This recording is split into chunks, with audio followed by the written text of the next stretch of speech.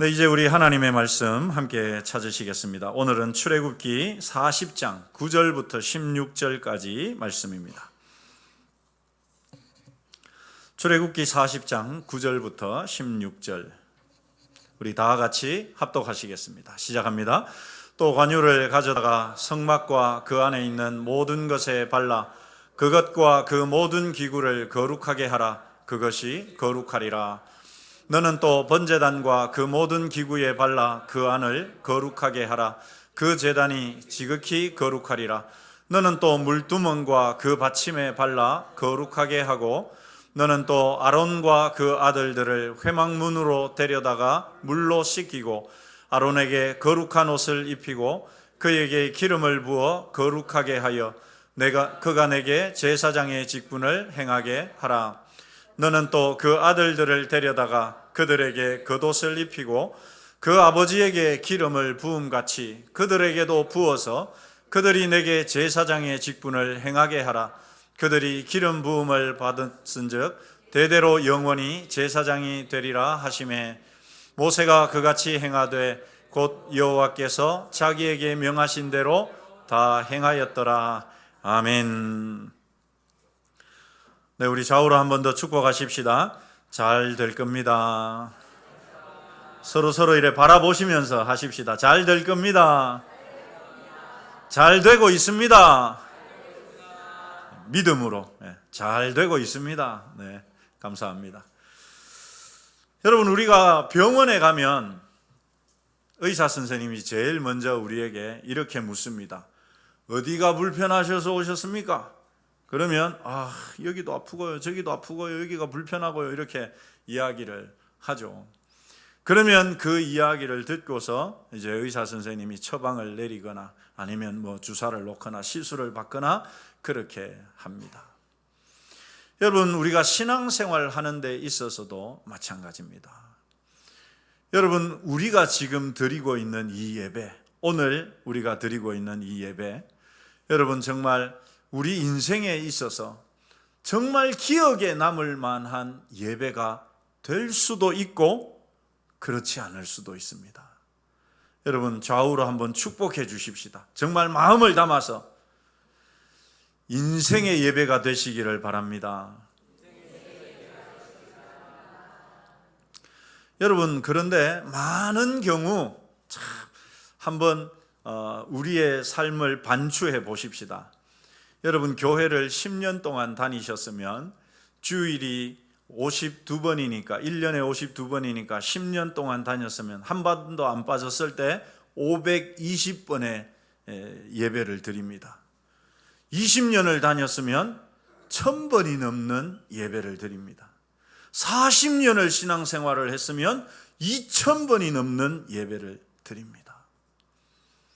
그런데 여러분, 예배를 그렇게 많이 드리는데 제가 여러분 판단하는 것은 아닙니다. 스스로 한번 자신을 평가해 보십시오. 야, 나는 정말 예수님 믿는 사람 같아. 나는 정말 신앙인다운 삶을 살아가고 있어 라고 말할 수 있는 사람이 얼마나 되겠나. 여러분, 우리 교회 안에뿐만 아니라 이 한국 교회 안에, 우리 조국 교회 안에 정말 많은 교회를 다니는 많은 사람들이 있는데 그들은 주일마다 예배를 드립니다. 그렇죠, 여러분? 새벽기도 수요 예배에 참석을 안 하더라도 주일 오전 예배는 참석하는 사람이 정말 많거든요. 그러면 수백 번, 수천 번의 예배를 드렸는데 그 삶을 이렇게 들여다보면 세상 사람들과 비교했을 때 인품이나 성격적인 면에서나 크게 달라지지 않은 우리의 모습을 보게 됩니다. 그것 때문에 상당히 많은 부분 우리가 세상으로부터 손가락질을 받고 저 사람이 교회 다닌다고? 이야, 그럴 것 같으면 나는 교회 안 다니겠다 라고 할 정도의 비난을 교회가, 성도들이 받고 있는 것이 오늘날의 현실입니다. 우리 옆 사람에게 좀 물어보십시다. 좀 달라지셨습니까? 웃지 마시고 옆 사람에게 좀 물어보십시오. 좀 달라지셨습니까? 여러분 좀 달라지셨습니까? 달라지셨기를 축원합니다. 여러분, 우리가 주일마다 와서 하나님 말씀을 듣고 찬양하면서 장로님이 열정적인 기도를 할 때 거기에 기도를 담아서 함께 올려드리고 마음을 담아서 찬양을 드리고, 여러분, 그러면 우리가 바뀌어야죠. 문을 열고, 예배당 문을 열고 나가는 순간부터 예배 드린 거 맞나? 기억에, 머릿속에 아무것도 남지 않는 예배가 되기가 십상이란 말이죠. 이것은 여러분, 분명 우리의 예배에 어떤 문제가 있다는 말입니다. 우리의 예배가 정말 중요한 어떤 근본적인 것을 놓치고 있지는 않은가? 여러분, 많은 분들이 아마 이 자리에 계신 분들 중에도 그렇게 생각하는 분들이 계실 겁니다. 구약의 예배와 오늘날 우리의 예배는 완전히 다르다. 맞죠, 여러분? 왜요? 구약의 예배는 짐승의 피를 잡아서 그렇게 드리는 예배였는데, 오늘날 우리가 드리는 예배는 말씀과 기도와 찬양이 중심을 이루는 예배이니까 완전 다릅니다.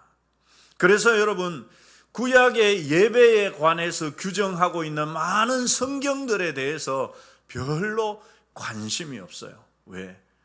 여러분, 우리가 관심을 가지는 것은 어떤 겁니까? 그것이 나와 직접적인 상관이 있을 때 관심을 갖게 되는 것이거든요. 국가에서 민생 지원 자금을 준다. 내가 해당이 돼. 그러면 여러분 어떻게 합니까? 관심이 생깁니다. 그래서 언제 내가 신청할 수 있는 날인지를 알아보고 그날에 신청해서 받죠. 이렇게 우리는 관심이 있어야만, 그것이 나와 어떤 연결이 되어 있어야만 관심을 기울입니다. 그런데 구약의 예배는 나와 상관없는 예배, 오늘날과는 전혀 상관없는 예배라고 생각하니까 구약의 예배를 규정하고 있는, 특별히 여러분 성경, 대표적인 성경 뭐가 있겠습니까? 레위기 같은 것은, 성경 말씀을 같은 것은이라고 말하면 안 될 텐데, 레위기 성경은 우리의 관심에서 많이 좀 벗어나 있습니다. 읽어도 무슨 말인지 잘 모르겠고, 그런데 여러분, 관심이 있으면, 이것이 나하고 연결이 되어 있다라고 생각하고 관심이 있으면 그것도 주의해서 보게 되면 눈에 들어오게 되거든요. 우리가 오늘날 이 예배를 이렇게 많이 드리는데도 불구하고 세상 사람들에 비해서 그들과 별반 다르지 않은, 우리의 인격이나 삶이 많이 변하지 않은 이유 중에 하나는 바로 이 구약의 예배와 오늘날의 예배가 관계가 없다고 생각하고, 그러다 보니까 구약의 예배에 굉장히 중요하게 다루고 있는 그것을 우리가 놓치고 있기 때문일 수도 있겠다라는 것입니다. 여러분, 왜 우리의 성품은 예수님을 닮기보다 세상 사람들과 별 차이가 없을까요? 그것은 바로 그 근본, 예배에 있어서 근본적인 것을 놓치고 있기 때문이 아닐까. 일반적으로 여러분, 우리가 예배를 드릴 때, 오늘날의 예배는 굉장히 피동적이죠. 굉장히 피동적입니다. 그저 하는 것은 신앙 고백할 때 같이, 교동문, 저와 인도자와 여러분이 주고받고 하는 것, 찬송, 이건 우리가 다 같이 부르는 것이잖아요. 그런데 여러분 어떻게 생각합니까? 오늘은 컨디션이 별로야. 내일 면접 봐야 되는데 목을 아껴야 돼. 그러면 어떻게 합니까? 여러분, 안 부르거나 립싱크를 하거나, 불러도 그저 생각 없이 익숙한 곡조니까 따라 부르거나, 익숙하지 않은 찬송을 하게 되면 왜 저런 찬송을 골라가지고 이렇게 할까? 여러분, 이건 예배가 아닙니다. 그건 예배가 아니에요. 우리가 찬송 하나를 부를 때 어떻게 합니까? 거기에 나의 마음을 담아야 됩니다. 좀 전에 여러분 찬송을 하는데 어떤 분이 입을 막 이만큼 크게 벌리셔가지고 부르는데 제가 보면서도 저도 찬송을 부르면서도 감동을 받았습니다. 여러분, 우리의 찬송이 그렇게 드려질 때 그것이 진짜 하나님께 올려드리는 찬송이 되는 줄 믿습니다.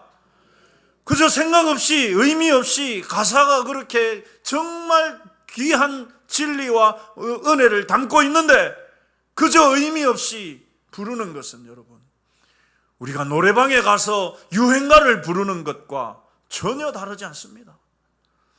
예배가 되게 하는 것은 내가 거기에 마음을 담을 때, 저는 우리 교회가 아멘이 넘치는 교회가 되면 좋겠습니다. 장로님, 성로님 열정을 다해서 기도하는데 여러분, 성도님들이 어떻게 해주면 더 좋겠습니까?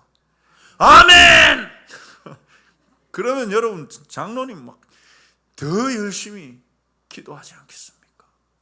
왜 아멘을 외칩니까? 장로님의 그 기도 속에 내 마음도 같이 담으니까 여러분, 나도 진실로 나도 그렇게 되기를 원합니다라는 마음이 여러분 이 아멘에 담겨 있는 것 아닙니까?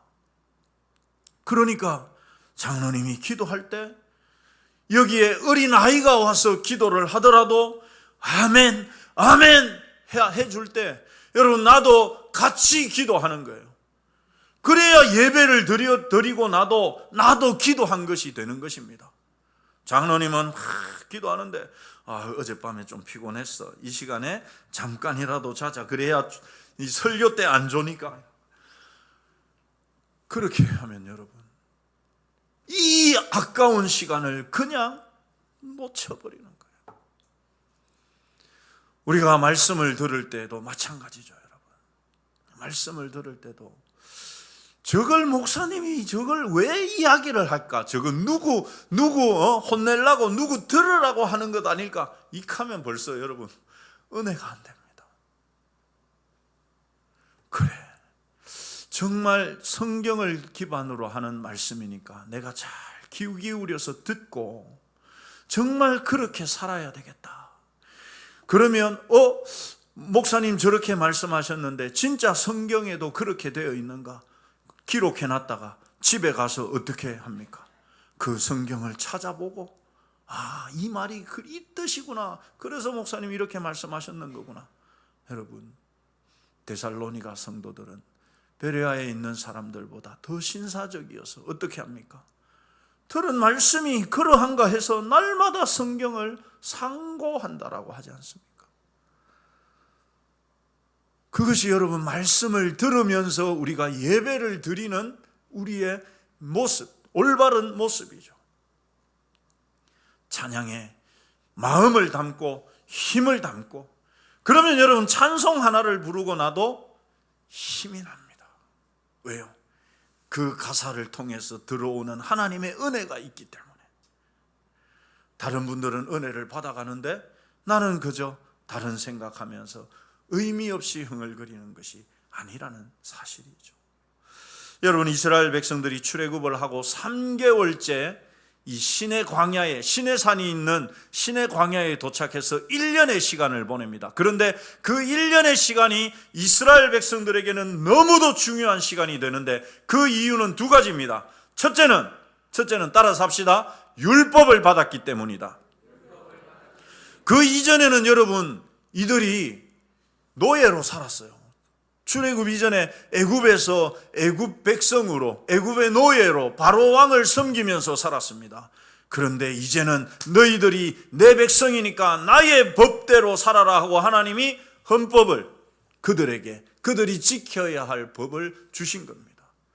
이거는 그들을 올가매기 위한 것이 아니라 그들이 진짜 하나님의 백성이 되었다는 의미거든요. 그래야 하나님 백성은 하나님의 법으로 살아야 되니까 그들에게 법을 주신 거예요. 두 번째, 이 1년의 시간이 중요했던 그 이유는 바로 우리가 읽었던 본문에 나오는 성막 때문입니다. 이 성막이 왜 중요하냐? 여러분, 이 성막이 왜 중요하냐?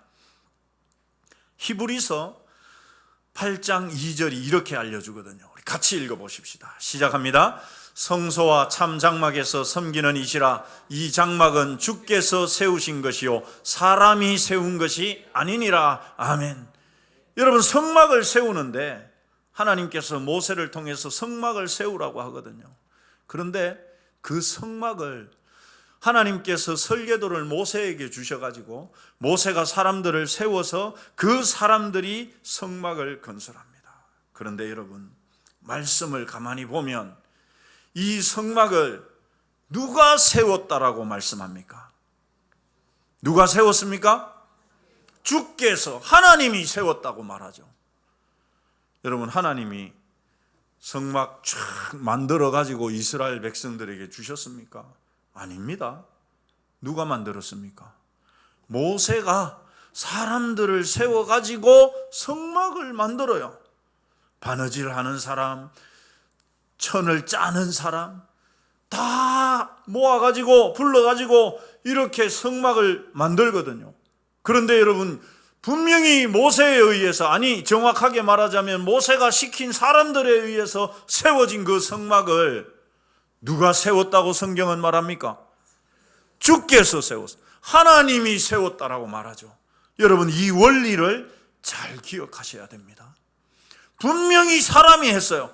분명히 사람들이 땀 흘려가면서 망치질 하다가 잘못 때려갖고 피멍이 들기도 하고 그렇게 하면서 분명히 사람이 세웠는데, 하나님은 성막은 하나님이 세웠다라고 말씀합니다. 히브리서 8장 5절 말씀도 우리 같이 읽어보십시다. 시작합니다. 그들이 섬기는 것은 하늘에 있는 것의 모형과 그림자라.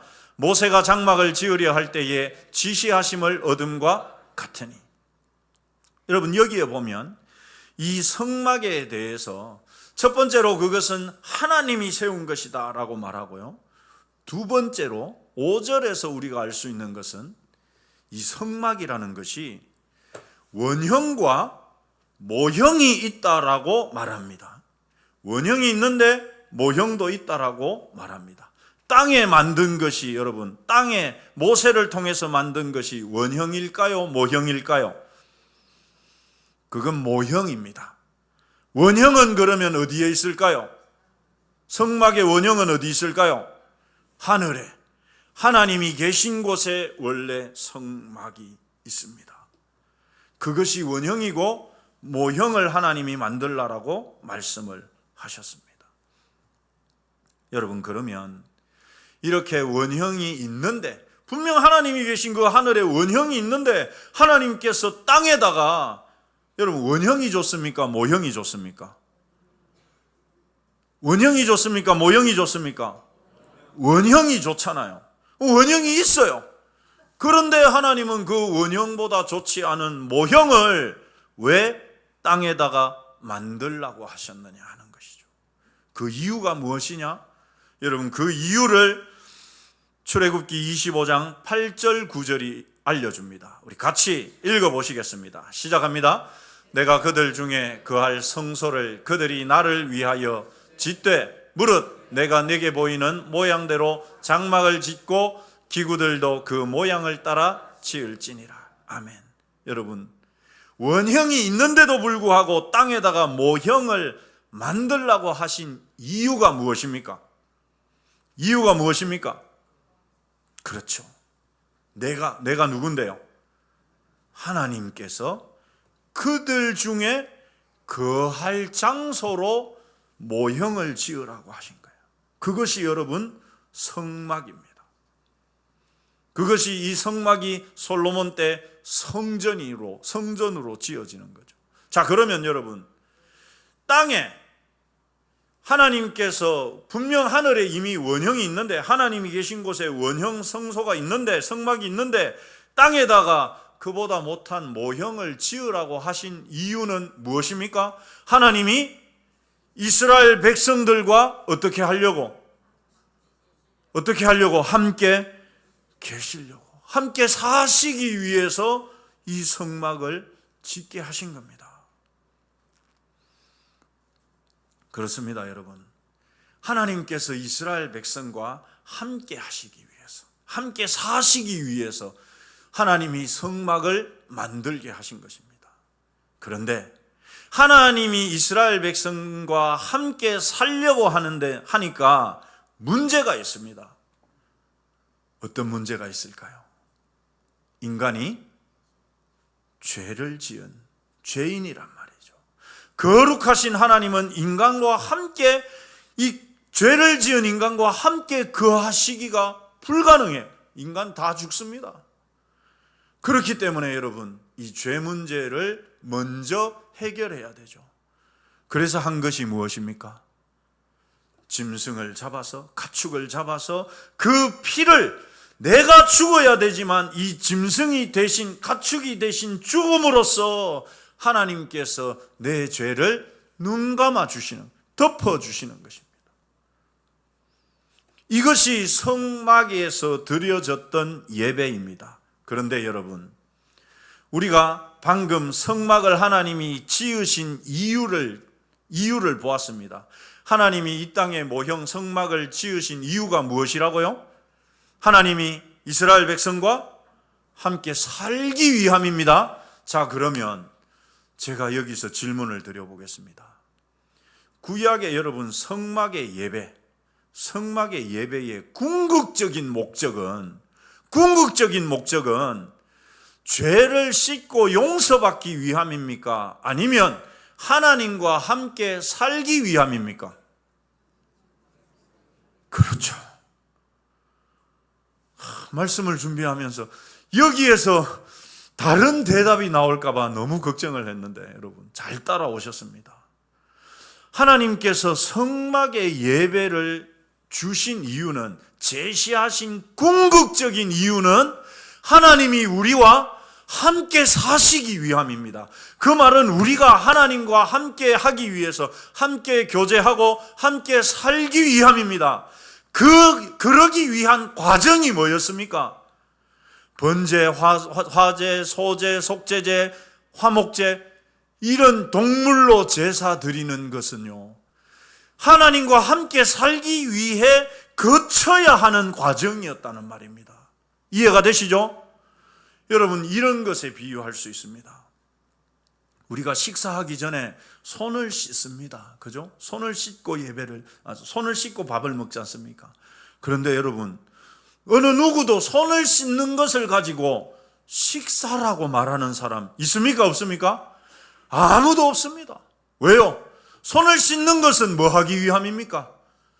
밥 먹으려고, 내가 건강하게 청결하게 밥을 먹기 위해서 손을 씻는 거지, 이 손 씻는 것 가지고 식사라고 말하는 사람은 아무도 없단 말이죠.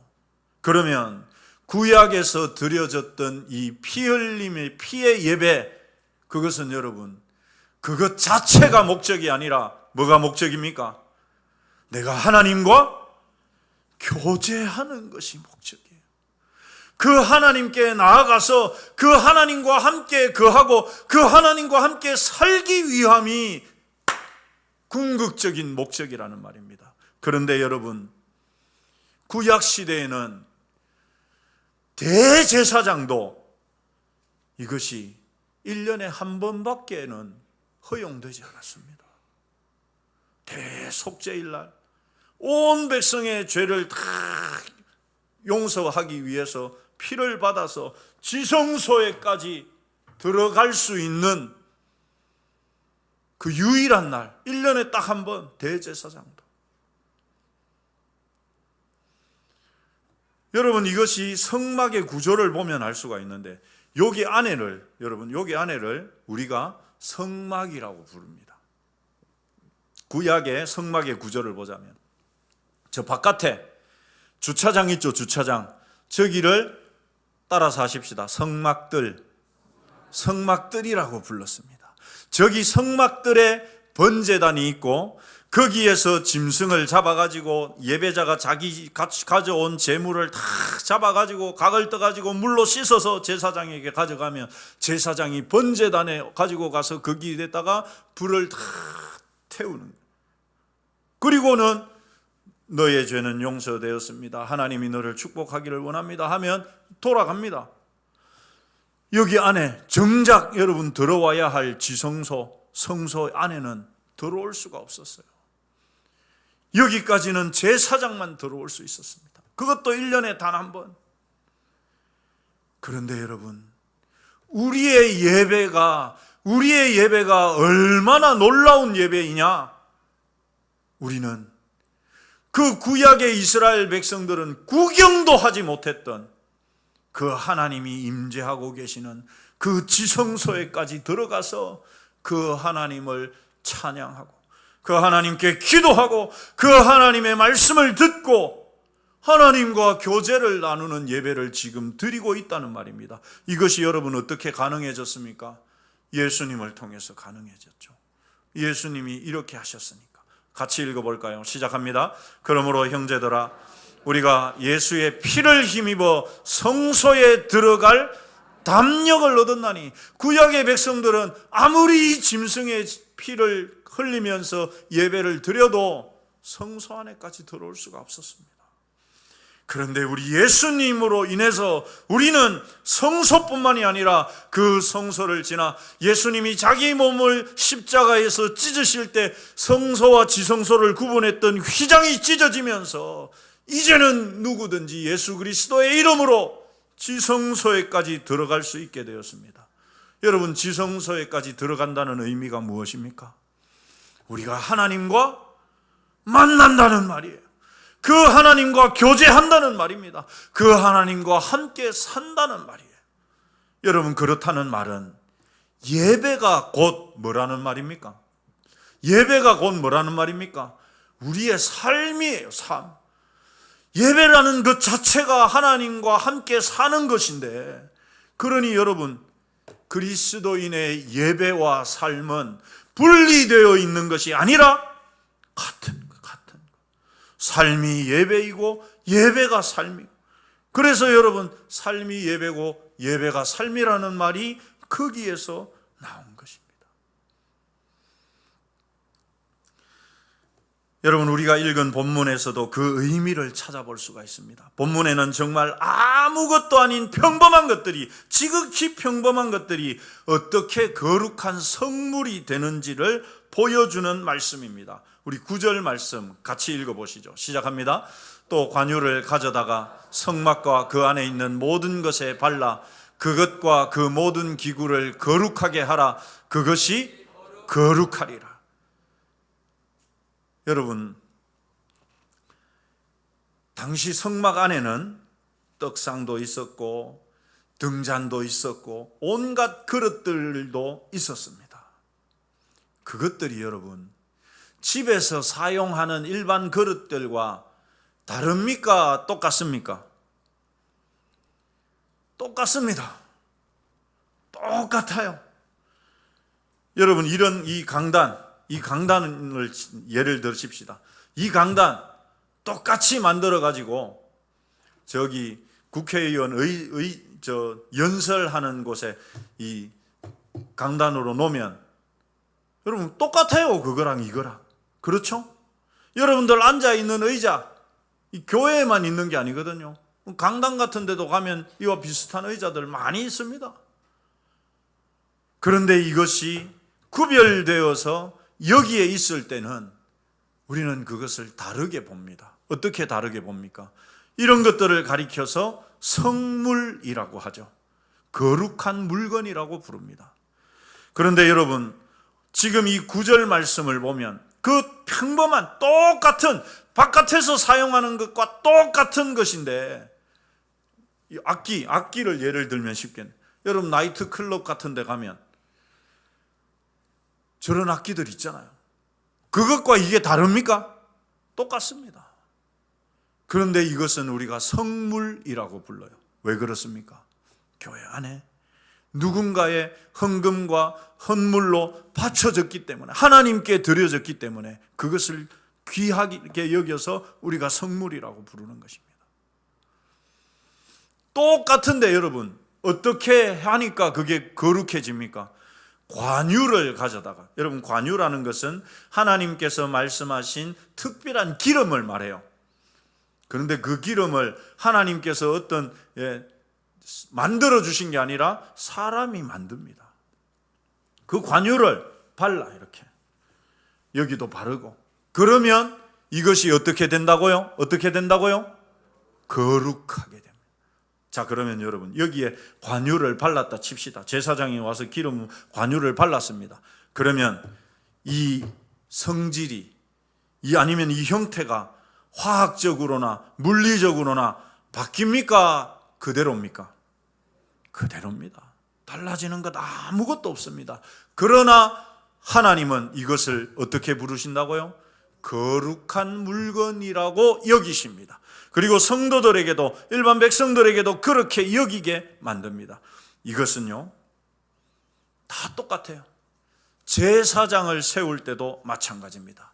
우리 같이 읽어보시죠. 시작합니다. 아론에게 거룩한 옷을 입히고 그에게 기름을 부어 거룩하게 하여 그가 내게 제사장의 직분을 행하게 하라. 여러분, 아론이 일반 사람들과 다릅니까? 똑같습니다. 그도 피곤하면 자고 일어나면 눈곱이 끼고 일 많이 하면 피곤한 사람이에요. 그에게 거룩한 옷을 입히고 그에게 기름을 부었다고 해서 아론이 갑자기 막 모습이 바뀌어지거나 달라지거나 없던 능력이 생기거나 그러지 않단 말입니다. 단지 하나님께서 구별하신 그 기름을 부었을 뿐이에요. 거룩한 옷을 입혔을 뿐입니다. 그것으로 그는 하나님 앞에서 거룩한 제사장이 되어서 제사장의 사명을 감당하게 되는 겁니다. 여러분, 이것이 성경의 원리입니다. 우리가 교회의 직분자들을 세우는 것도 똑같습니다, 여러분.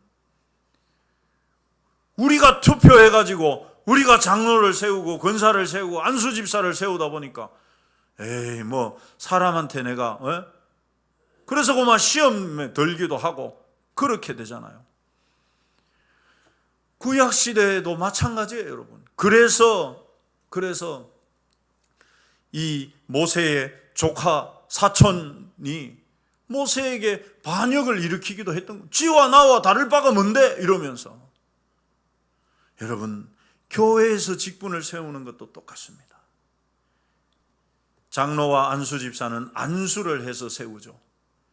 사람이 안수를 하는데, 우리 눈에 보이는 것은 사람이 안수를 하는데, 그러나 여러분, 성경은 어떻게 받아들입니까? 그것을 하나님이 친히 안수하는 것으로. 지난 2000년의 시간 동안 교회는 예수 그리스도께서 주신 권위로 그렇게 사람을 세워왔습니다. 그리고 그들은 하나님 앞에 하나님이 나를 세웠다라고 믿고 그렇게 섬겼던 것이죠. 목사도 장로도 안수집사도 똑같습니다. 이것이 성경이 말하는 여러분 원리입니다. 이 원리를 우리가 알고 인정하고 받아들여야 하는 것이죠. 세상 사람들이랑 우리랑 예수님을 믿는다고 여러분 생김새가 달라지거나 막 능력이 새롭게 생깁니까? 똑같습니다. 예수님 믿는다고 거룩하게 변하지도 않고 없던 능력이 생기지도 않고 외형이 달라지지도 않습니다. 하지만 여러분, 어떻게 우리가 하나님의 자녀가 됩니까? 한번 따라서 하십시다. 나를 그들과 구별할 때 가능해진다. 여러분, 이 구별이 어떻게 되느냐? 구별을 어떻게 하느냐? 첫 번째, 따라서 하십시다. 예수님을 믿을 때 구별된다. 그렇습니다. 예수님을 내가 인격적으로 그분을 나의 인생의 나의 삶의 구주로 주님으로 받아들이고 믿을 때 눈에는 드러나지 않지만 그것이 하나님의 자녀로 변화되어서 하나님 눈에는 구별이 됩니다. 하나님 눈에는 하나님은 우리를 구별하십니다.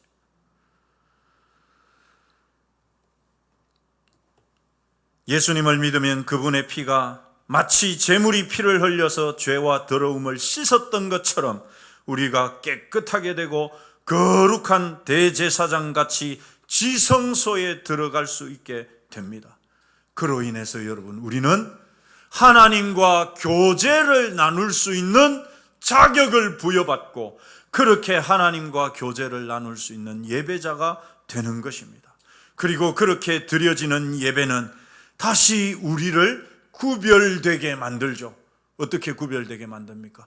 세상 사람들과의 삶에서, 인격에서, 말에서 구별되게 만들어가는 거예요. 하나님과 교제를 나눴으니까 내가 어떻게 내 말에, 이 입에 더러운 말을 함부로 담겠나? 스스로 조심하고 말을 절제하고, 그렇게 여러분 예배가 우리의 삶을 또다시 구별하게 만들어가는 것입니다. 사랑하는 성도 여러분, 예배는 보는 것이 아닙니다. 드라마를 보듯이, 영화를 보듯이 예배를 보고 가면 아무런 변화도 의미도 없습니다.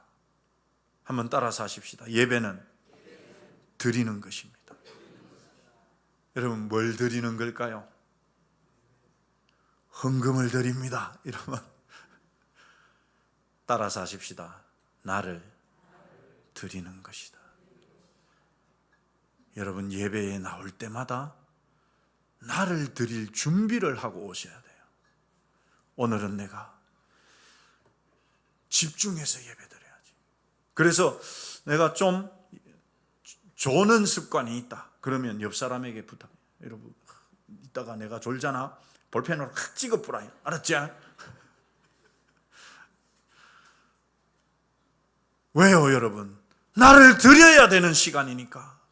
찬송 가운데 나를 드리고, 기도 가운데 나를 드리고, 설교를 들으면서 나를 드리고, 헌금을 드릴 때도 나를 드리고, 그렇게 나를 드릴 때 하나님을 만나는 역사가 일어나게 되고, 그렇게 드려지는 예배를 드리고 드릴 때 내가 구별되어집니다. 내가 변화가 일어나게 되는 것입니다. 사랑하는 성도 여러분, 나를 드립시다.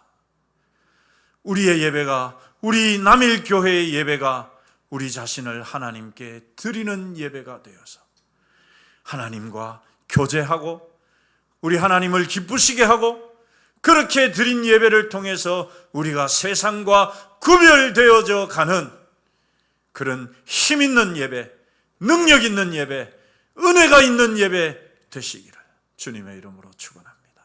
기도하겠습니다. 하나님,